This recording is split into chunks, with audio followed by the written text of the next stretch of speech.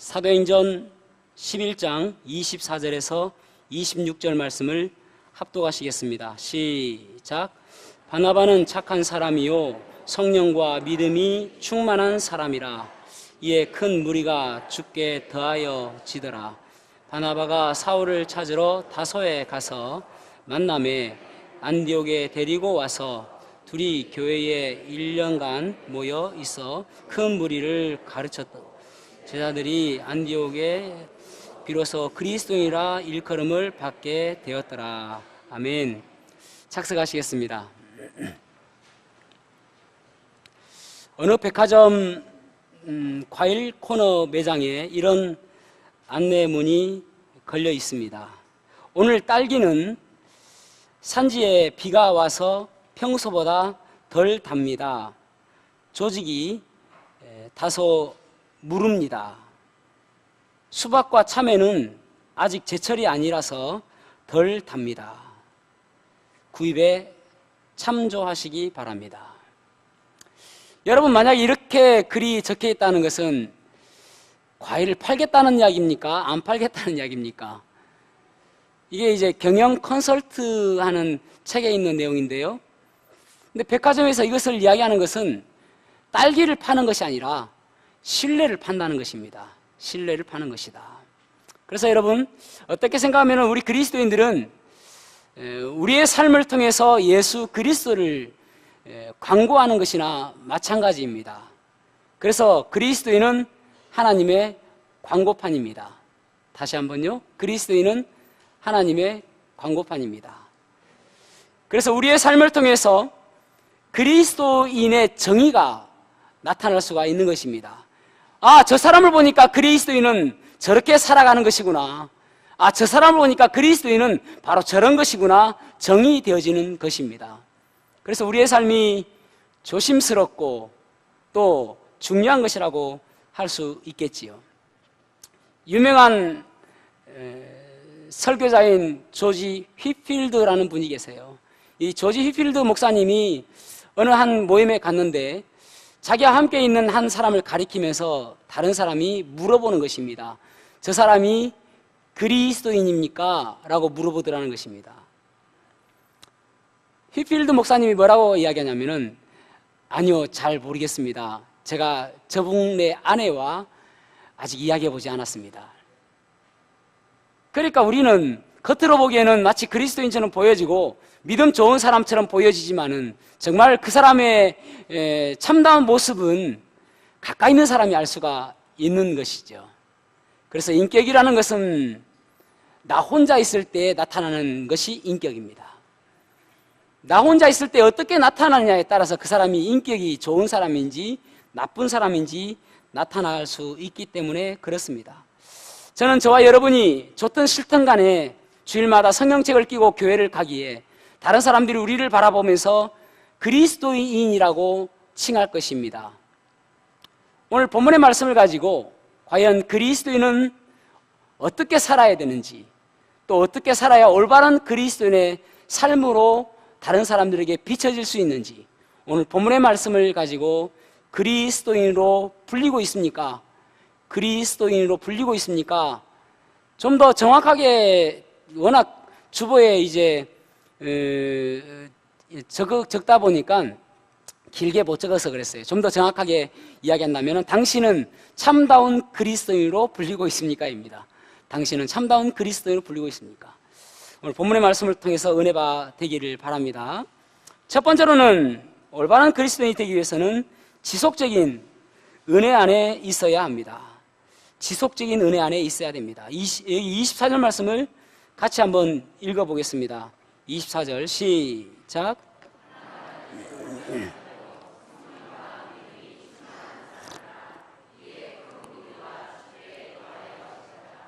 아멘. 여기 바나바라는 사람에 대해서 소개를 하기를, 그는 착한 사람이다. 그는 자기의 재산을 팔아서 가난한 사람들을 도와주는 그런 착한 사람이었습니다. 그러면서 또 그는 성령과 믿음이 충만한 사람이다.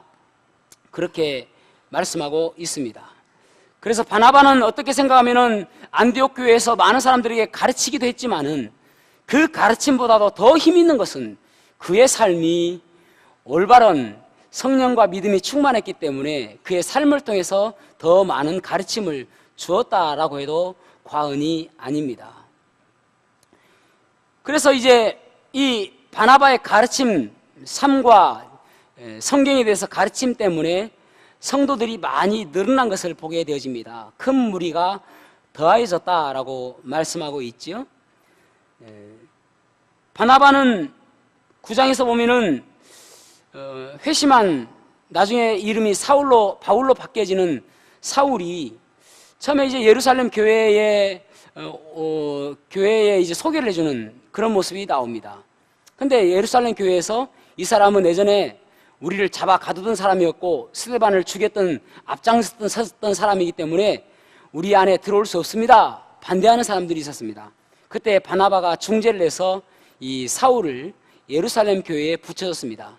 근데 거기 가니까 헬라파 유대인들이 이 사울을 또 위협을 하게 되었습니다. 그래서 그의 고향인 다소로 가게 되어집니다.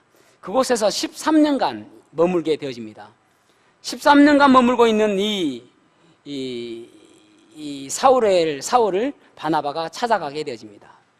바나바는 사도행전 4장에 보면은 그의 재산을 팔아서 가난한 사람을 도와줬다고 그러고, 그는 구브로 섬에서 출생했다고 이야기하며 레위 지파 사람이고 본명은 요셉이란 이름이고, 워낙 다른 사람들을 위로하고 격려를 너무 잘하니까 사도들이 그에게 별명을 붙여줬는데 아람어로 바나바다, 위로의 아들이다, 그렇게 별명을 붙여줬습니다. 근데 이 별명이 워낙 그 사람의 삶과 비슷하니까 이름이 되어버린 것이죠. 그래서 사람들이 모두가 다 그 사람은 바나바다, 그렇게 칭을 하게 된 것입니다. 그런데 우리가 볼 때에 한 가지 의문점이 생기는 것은 바나바가 어떻게 했길래 이렇게 성령과 지혜가 충만했는가? 여기 충만하다라는 단어가 플레레스라는 단어입니다. 플레레스라는 단어는 무슨 말이냐면은 완벽한, 부족함이 없는, 그래서 늘 성령이 충만했고 늘 믿음이 충만했던 사람이라고 그렇게 말씀하고 있는 것입니다. 그는 결국은 이 착한 일을 하고 또 다른 사람들을 섬기는 일을 할 수 있었던 그 이유가 무엇이냐면은 늘 성령과 지혜가, 믿음이 충만했기 때문이라고 말씀하고 있는 것입니다. 성령 충만하게 되지니까 그의 생각들은 다 접어들고 성령의 음성대로 살아가게 되어지죠. 성령 충만하게 되니까 내 자아는 죽이고 오직 성령님 뜻대로 살아가게 되어지죠. 그래서 삶 속에서 날마다 사랑과 희락과 화평과 인내와 자비와 양성과 충성과 온유와 절제의 열매들이 끊임없이 맺혀지게 되는 것이죠. 성령 충만하니까요. 그리고 또 믿음이 충만하였다라고 말씀하고 있죠. 믿음이라는 것은 히브리서 11장 1절에 보면 믿음의 정의에 대해서 나와 있죠. 믿음은 바라는 것들의 실상이요 보지 못하는 것들의 증거니, 그렇게 말씀하고 있습니다. 믿음은 지금 당장 이루어지지 않았지만은 그 멀리 있는 이루어질 것들을 미리 끌어내서 여기에서 이루어졌다라고 믿고 나가는 것입니다. 그래서 지금은 어렵고 지금은 힘들다 할지라도 앞으로 주님께서 나에게 축복해 주실 것 바라보고 소망 가운데, 기쁨 가운데 살아가는 것이 믿음이죠. 그러니까 믿음 있는 사람은 앞으로 주님께서 상 주실 걸 바라보면서 지금 주님 섬기면서도 기쁨 가운데 살아가는 것이 믿음의 사람이라고 할 수가 있는 것입니다. 그런데요, 중요한 것은 믿음이 좋다, 여기서 끝나는 것은 믿음이 아니에요. 믿음이 좋다라는 것은 믿음 그 다음에 어떠한 삶이 있는가 연결되어져야 믿음이 좋은 것이죠.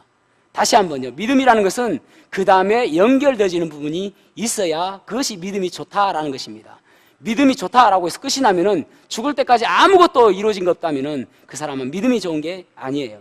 그래서 베드로후서 1장 5절에 보면은 이렇게 말씀하고 있습니다.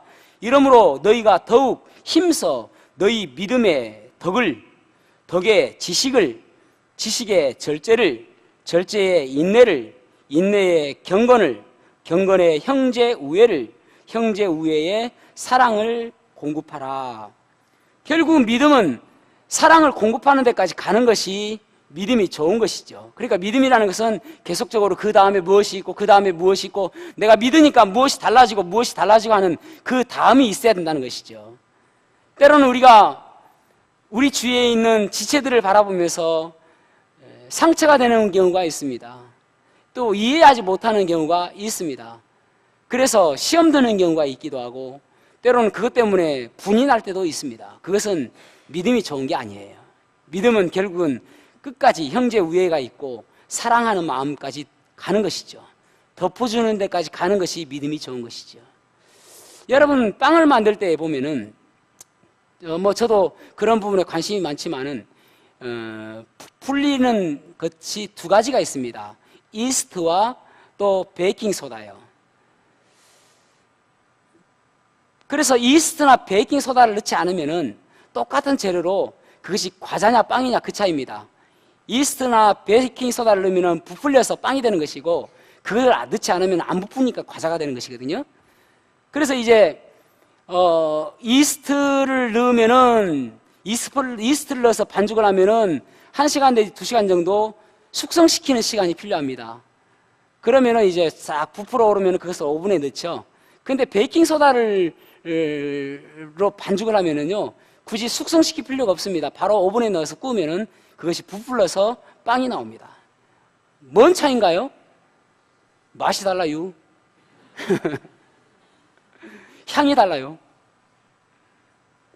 그런데 왜 맛이 다르고 향이 다른가 하면은 숙성시키는 과정이 있었기 때문에 그렇죠. 숙성이라는 것을 다른 말로 이야기하면은 성숙과 똑같은 말입니다. 한자도 똑같이 쓰고요. 그러니까 어떤 사람이 지금 숙성되지 않은 상태에서 있는 것을 마치 베이킹소다 넣어가지고 하는 것으로 우리가 지금 찾고 있는 거예요. 그런데 그 사람이 더 향기롭고 더 주님의 모습으로 닮아가기를 원한다면은 마치 이스트를 넣어가지고 기다리는 것처럼 기다림이 있어야 되는 것이죠. 사랑이 없는 것은 믿음이 없는 것입니다. 그래서 믿음과 성령이 충만할 때 우리가 주님의 일을 잘 감당할 수 있는데, 여러분 참 우리가 살아가면서 어떻게 하면은 지속적으로 이 주님의 은혜에 거할 수가 있을까요? 지속적으로 은혜에 거할 수 있는 방법. 우리의 옛말에 이런 말이 있죠. 머리 좋은 사람은 노력하는 사람을 따라잡을 수 없고, 노력하는 사람은 즐기는 사람을 따라잡을 수가 없다, 그러지 않습니까? 여러분, 주님 섬기는데 즐거움이 있으십니까? 즐거워하는 거예요. 주님 때문에 즐거워하는 거예요. 그렇지 아니하면은 우리가 은혜 안에 거하는 것이 어렵죠. 이런 말 있지 않습니까? 드라마 대사 가운데 많이 나오는 대사 가운데 하나가 뭐냐면은 머리 검은 짐승은 거두는 게 아니요. 왜 그렇습니까? 머리 검은 짐승은 누구를 빗대서 이야기한 것이죠? 사람을 빗대서 이야기한 거예요.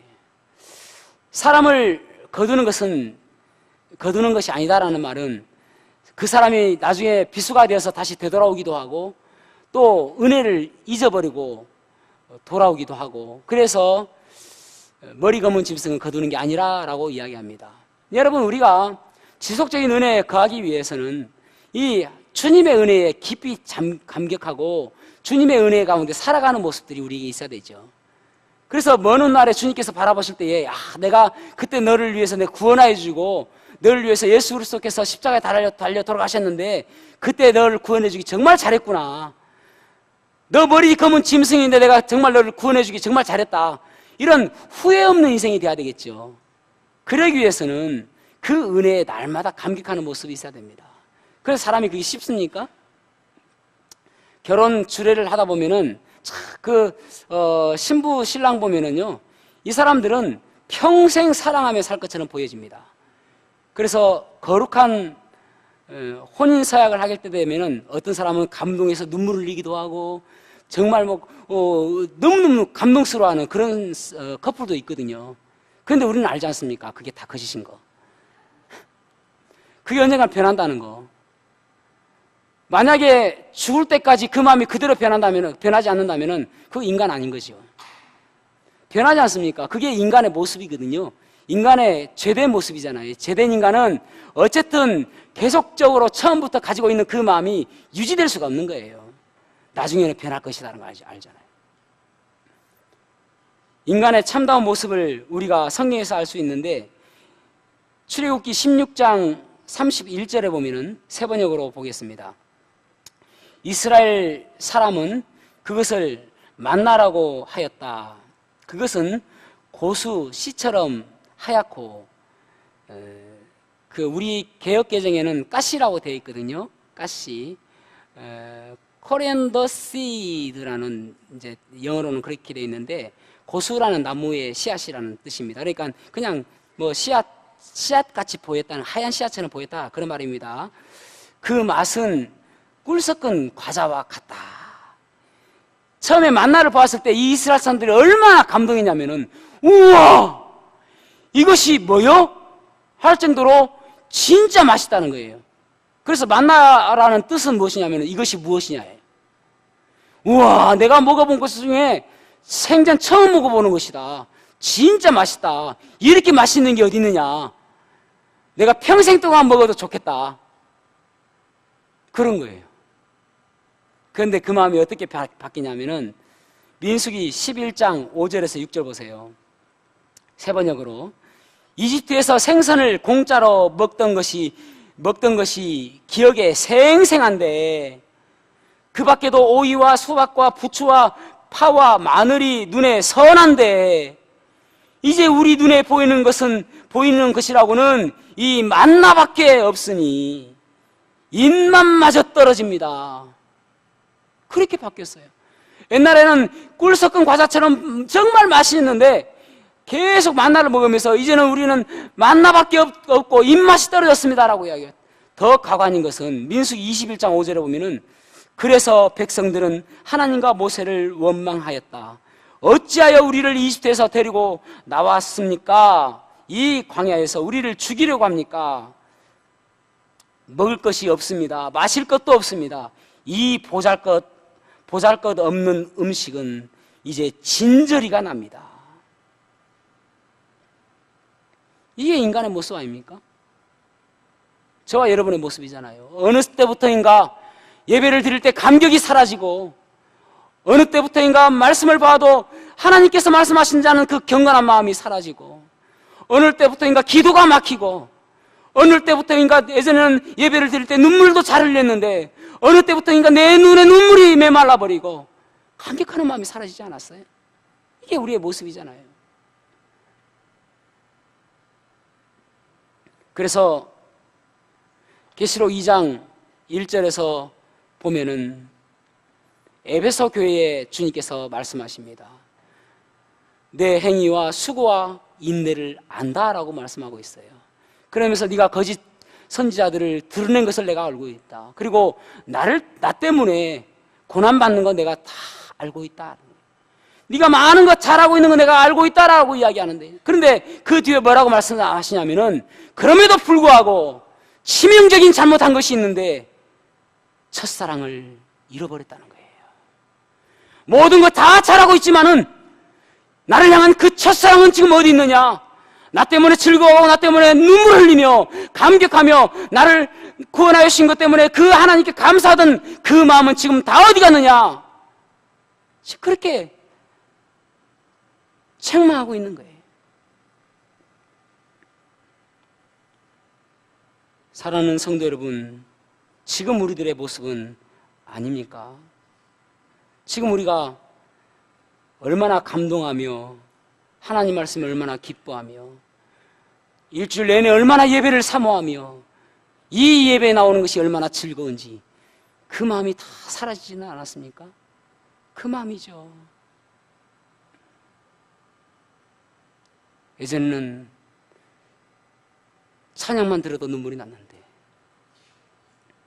천번을 불러봐도 내 눈에 눈물이 멈추지 않는 것은 십자가의 그 사랑 나를 살리려 지신 그 십자가 모든 물과 피 나의 더러운 죄 씻으셨네 나를 향한 그 사랑 생명을 내어주사 나를 향해서 생명을 내어주신 그 사랑 천번을 불러도 내 눈에 눈물이 멈추지 않는 것은 날 향하신 그 사랑,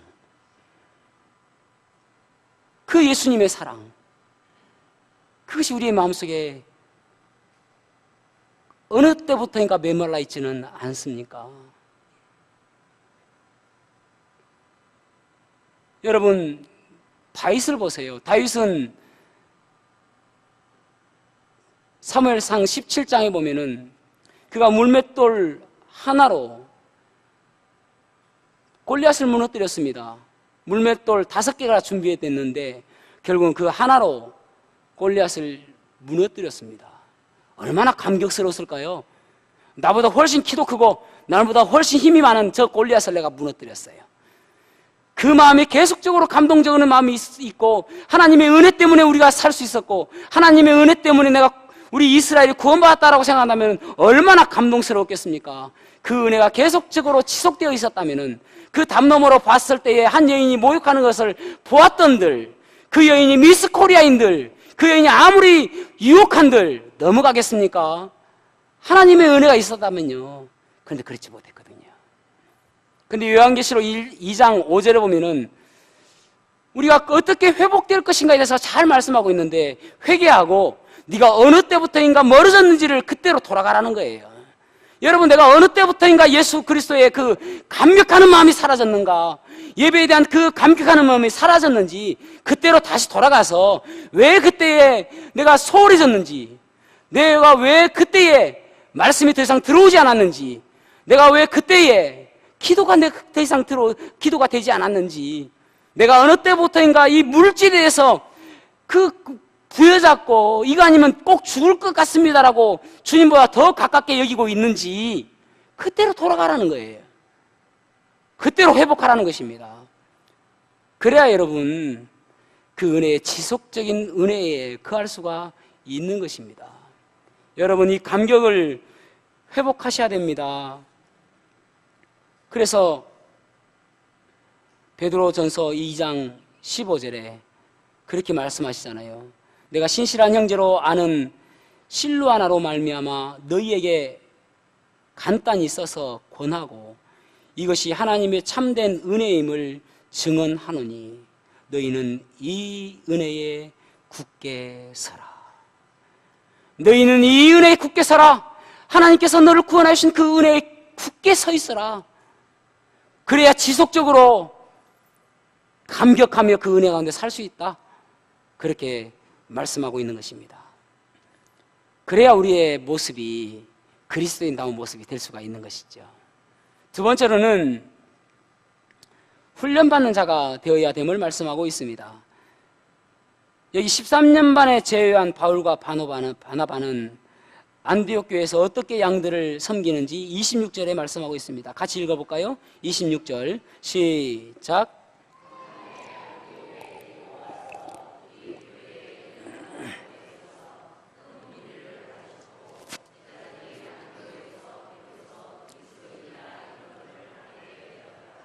아멘.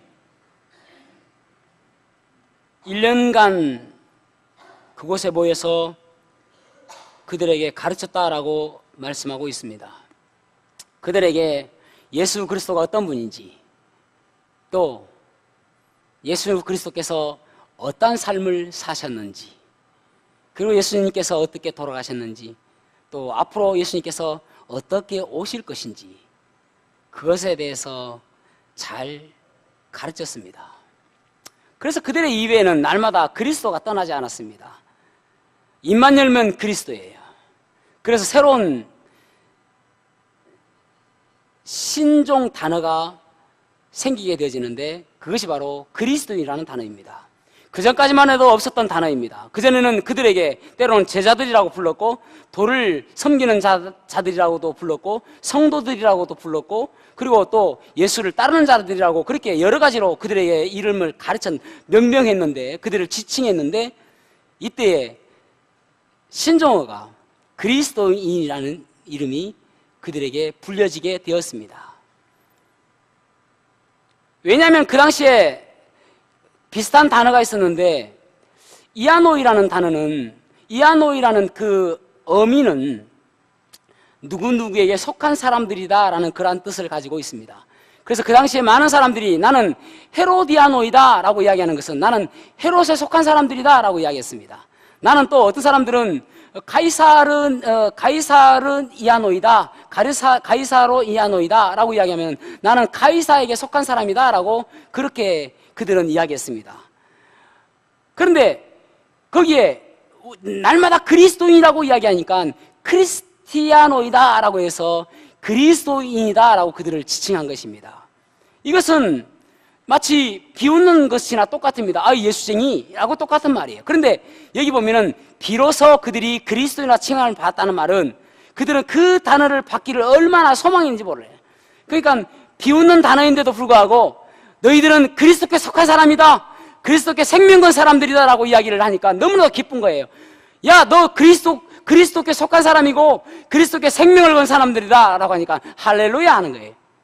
너무너무 기분 좋아한단 말이에요. 욕같이 들리는데도 불구하고 나중에는 이 단어가 아, 정말 그리스도를 닮은 사람들이다, 그렇게 발전하게 되는 것이거든요.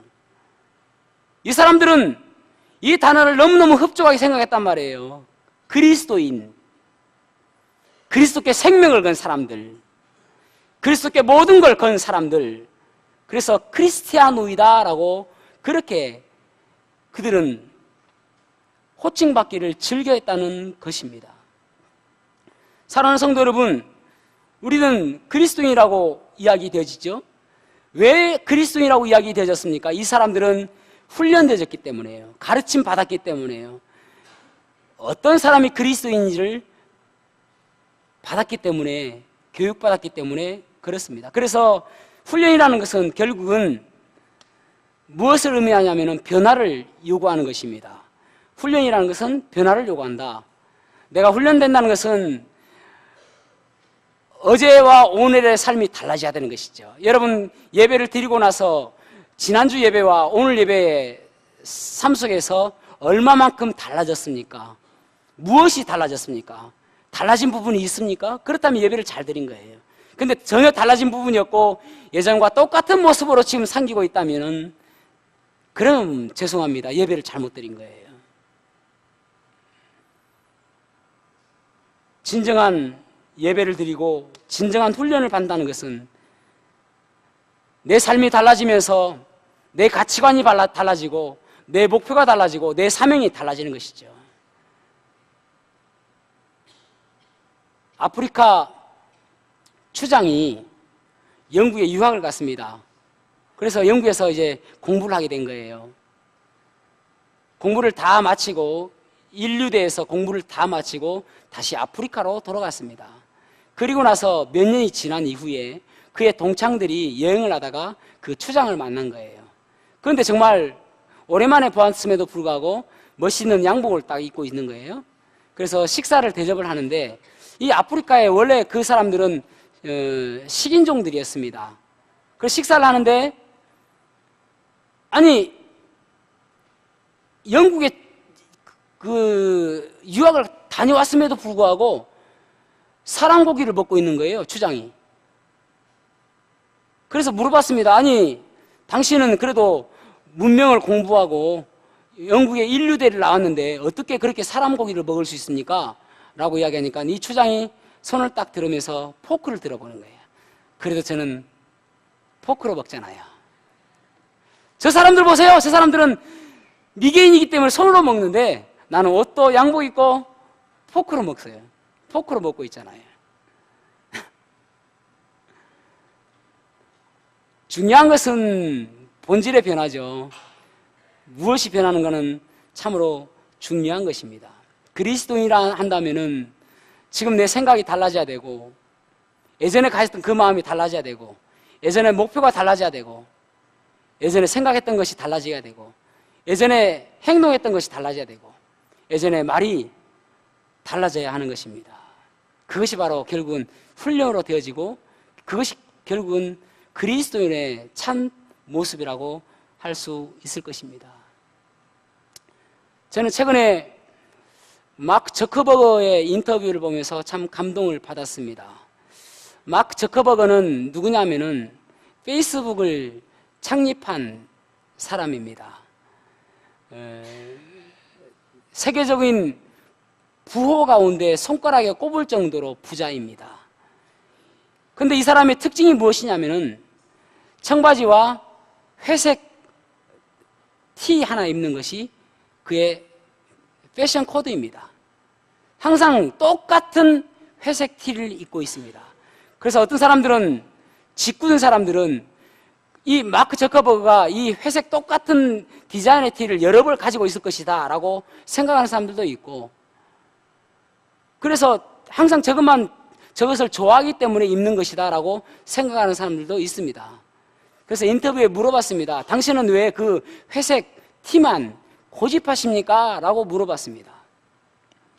그래서 그가 이야기하기를, 나는 내 모든 에너지를 집중하는 것을 이 페이스북 커뮤니티를 하는데 모든 에너지를 집중하기 위해서 그렇습니다. 내가 날마다 아침에 일어나서 오늘은 무엇을 입을지, 또 오늘은 무엇을 먹을지, 그런 것에 내 에너지를 빼앗기게 되어지면은 결국은 내가 이 페이스북에 신경을 못 쓰기 때문에 내가 그런 것들을 신경 쓰지 않기 위해서, 내가 덜 중요하다고 생각하는 그 모든 것들에 전혀 신경 쓰지 않기 위해서 오직 이 옷 한 가지, 그냥 일어나면 이 옷 입으니까요. 그래서 이 옷 하나밖에 없습니다라는 거예요. 저는 목회자로서 참 그것을 보면서 참 감동스러웠습니다. 저는 영혼에 대해서 관심을 갖게 되어지고, 또 우리 목회를 하는 사람 아닙니까? 그래서 날마다 내가 생각해야 될 것은 목회에 관한 생각해야 되고, 또 주님을 위한 사명을 생각해야 되고, 주님께서 기뻐하신 일이 무엇인지를 생각해야 되는데, 다른 것 없이 내가 빼앗기지 않는가, 다른 것에 신경 쓰고 있지 않는가, 제 자신을 더 뒤돌아본 거예요. 여러분, 그리스도인을 한다면은 사명을 향해서 달려가야 되죠. 다른 것에 빼앗기지 않고 주님께서 원하시는 것이 무엇인지. 예전에 우리 그랬잖아요. 예전에 정말 영혼들을 바라보며 안타까워하고, 구원받지 못한 영혼 보면은 저 영혼 지옥 가면 안 되는데, 천국 가야 되는데, 그래서 안타까워해서 복음 전하고 말이죠. 예전에 그랬잖아요. 그런데 어느 순간부터 멈춰졌단 말이죠. 어느 순간부터 귀에 이 설교가 들어오지 않고, 어느 순간부터 이 눈물이 메말라버리고, 어느 순간부터 기도가 되지 않고 말이죠. 왜 그랬죠? 왜? 다른 것에 자꾸 신경이 빼앗기니까요. 그래서 세상 속에서 종교인처럼 평가되어지고 있잖아요. 여러분, 우리는 종교인이 아닙니다. 그리스도인입니다. 주님께 속한 사람입니다. 주님께 생명을 건 사람입니다. 주님께서 원하시는 방법대로 살아가는 그런 사람이 바로 그리스도인인 것입니다. 저와 여러분은 그런 사람들이잖아요.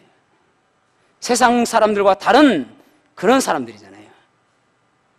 그래서 지금 내 모습이 그리스도인다운 모습으로 비춰지는 그러한 삶 살기를 소망합니다. 저와 여러분이 날마다 주님의 은혜 가운데 거하고, 또 날마다 변화되어지고 훈련되어져서 하나님의 뜻대로 살아가는 저와 여러분이 되기를 축복합니다.